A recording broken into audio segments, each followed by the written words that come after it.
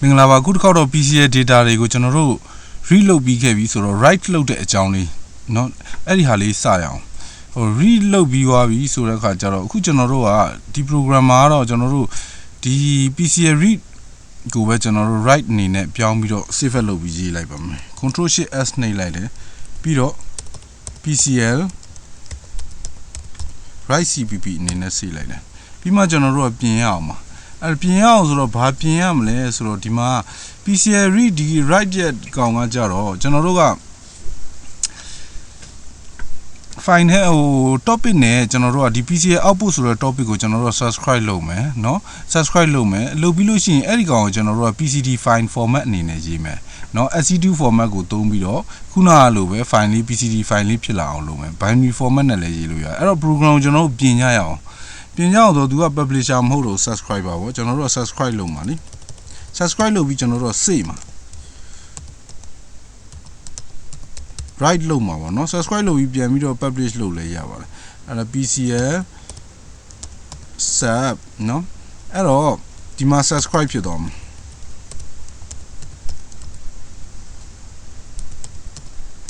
subscribe ဖြစ်သွားမယ်เนาะ type မလို့တော့ဘူးเนาะ PCL output เนาะ PCL output ပြီးသူ့ကိုဘာထည့်ရမလဲကျွန်တော်တို့ subscribe လုပ်ပြီးရင်ဘာလုပ်မလဲကျွန်တော် subscribe လုပ်ပြီးရင် callback ခေါ်ရမှာပေါ့เนาะဒီမှာ buffer size ကိုတန်းထည့်ထားလိုက်မယ်ပြီးတဲ့အခါကျရင် CLO UD cloud callback ကို run မယ် cloud callback ကို run မယ်ပြီးတော့ဒါဆိုရင်ဒီကောင်လေးကမလိုတော့ဘူးဗျเนาะမလိုတော့ဘူးဒီကောင်လည်းမလိုတော့ဘူးเนาะဖြတ်မယ်မလိုတဲ့ဟာတွေကိုဒီ၃ကြောင်းခဏအပြင်ထုတ်ထားလိုက်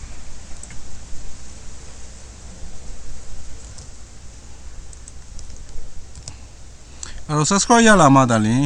cloud callback ကိုခေါ်မှာဖြစ်တဲ့အတွက်ကြောင့်ကျန်တဲ့ဒီ while loop နဲ့ကောင်လည်းမလိုတော့ဘူးเนาะ ROS spin เนาะနှုတ်မတိုင်းတော့လို့ ROS spin ရေးမယ်ပြီးတော့ return 0ဒါပဲကျွန်တော်တို့ခုရေးပေးဖို့လိုတာက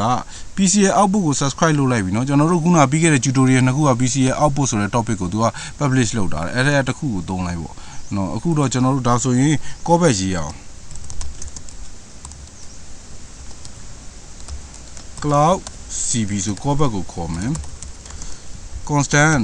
ဘာတိုက်ရမှာကျွန်တော်တို့က sensor message ပေါ့ sensor message တွေက point cloud 2 reference အနေနဲ့ PUD input ပဲထားလိုက်ပါစို့ဟုတ်ပြီ input ထားပြီးမှကျွန်တော်တို့ကဒီမှာခုန sensor message ဒီကောင်တွေထည့်ပေးအောင်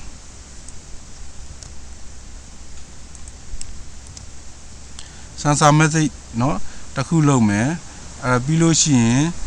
point cloud တစ်ခုလုပ်မယ် point cloud ကျွန်တော်တို့ sorry ပြန်ပြီးတော့ publish လုပ်မှာမဟုတ်ဘူးအဲ့ဒါကြာ sensor message မလို့တော့ဘူးကျွန်တော်တို့က point cloud ထဲထည့်ပြီးတော့ကျွန်တော်တို့ကဒီတိုင်းပဲ save လိုက်မှာဟုတ်အဲ့တော့ cloud ခေါ်တယ်ပြီးဒါဆိုရင်ဒီကောင်လည်းမလို့တော့ဘူး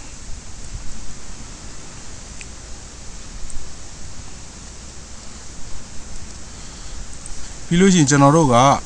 PCL IO ရှိပြီးသားဆိုတော့ PCL ခုနက tutorial အတိုင်းပဲ IO save PCD file sorry file နော် format ရေးပေးရမယ် SC2 format ပေါ့နော် SC2 format အဲ့မှာကျွန်တော်တို့နာမည်ရေးပေးပါဟို save ချင်တဲ့နာမည်ပေါ့နော် WRITE write PCD test.pcd เนาะပြီးတော့ဒီမှာကျွန်တော်တို့ရဲ့ cloud ကိုရေးပြီး point cloud တိုက်ဒါပဲ program ဘာမှသိမခက်ဘူးเนาะအဲ့ခါကျတော့ကျွန်တော်တို့ run ကြည့်အောင်တကောဒါဆိုရင် PC write cpp ဆိုတော့ကျွန်တော် cmate list မှာတစ်ချက်ရေးပေးမယ် cmate list မှာတကော copy ကူးလိုက်မယ် PCL write right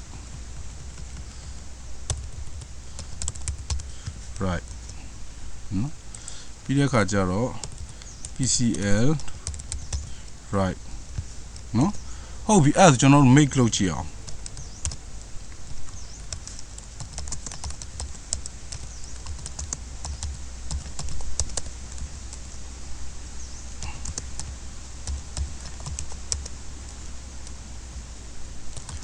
cd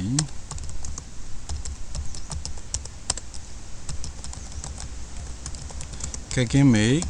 package PCL course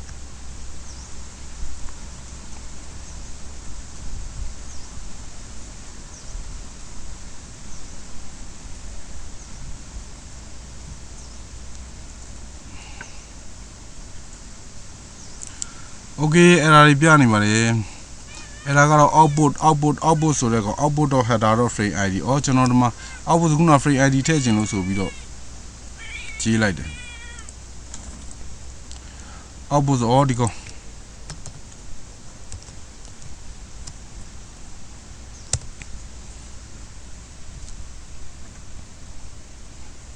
PCL သင်ခန်းစာတွေကတော့အခုချိန်ထိတော့လွယ်နေတော့မယ်ဗျဘယ်ချိန်ကြမှာခက်လည်းမဆိုနိုင်ကျွန်တော်လည်းခင်ဗျားတို့တင်ပြတဲ့ဒီမှာဗီဒီယိုလုပ်ရင်းနဲ့ကျွန်တော်ကိုယ်တိုင်လည်းလေ့လာနေတာဖြစ်တဲ့အတွက်ကြောင့် okay အဲ့ဒါဆိုရင် run ကြည့်အောင် ROS ကိုနောက်တစ်ခုက ROS run ဆိုတော့နေအောင်နော်ကြုံတဲ့နေရာမှာမ run တော့ဘူး ROS cd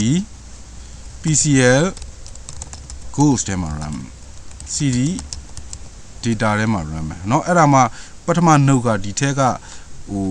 เนาะ PCD file ကိုတွေ့ပြီးသူ publish လုပ်ပြီးလို့ရအောင်လို့ ROS run PCL ghost เนาะ PCL read ကို run လိုက်ပြီเนาะအဲကျွန်တော်ဒုတိယ note ကို run မယ် ROS cd PCL ghost တဲ့ data တွေကိုသွားမယ် ROS run PCL ghost တဲ့က PCL ဘာလဲ PCL write လား write ဟုတ်တယ် run လိုက်ပြီ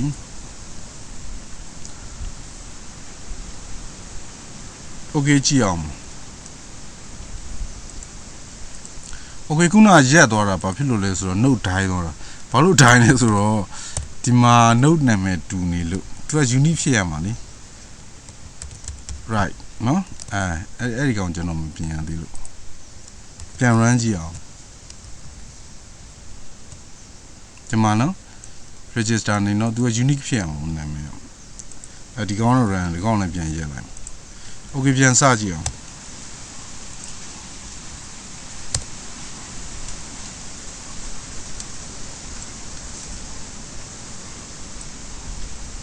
okay sorry ကျွန်တော်ပြင်လိုက်တာ programmer ပြင်လိုက်တာကျွန်တော်မိတ်မလုပ်ရလိုက်ရအောင် okay ဗျာဒီနေ့အမှားတွေတော်တော်များနေတယ်ဒီမှာ node 2ကိုခေါ်တော့ဒီမှာ node 2ကဒိုင်းသွားတယ် input point cloud has no data တဲ့အဲ့တော့ကျွန်တော်တို့ဟာကိုကြည့်အောင် okay တွေ့ပြီဗျကျွန်တော်တို့ cloud ပဲဖန်တီးပြီးကျွန်တော်တို့က save လိုက်တာအဓိကလိုတဲ့ဟာဒီမှာ PCL ကို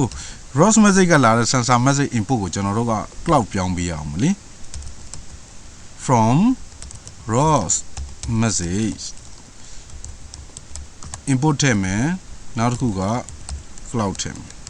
ဒါလေးလို့ဟုတ်တယ်ကျွန်တော်ခုနကဒီ auto ကြောင်းနဲ့ဒီကောင်နဲ့မှားကုန် okay အဲ့ဒါဆိုနောက်တစ်ခါမိတ်ကြ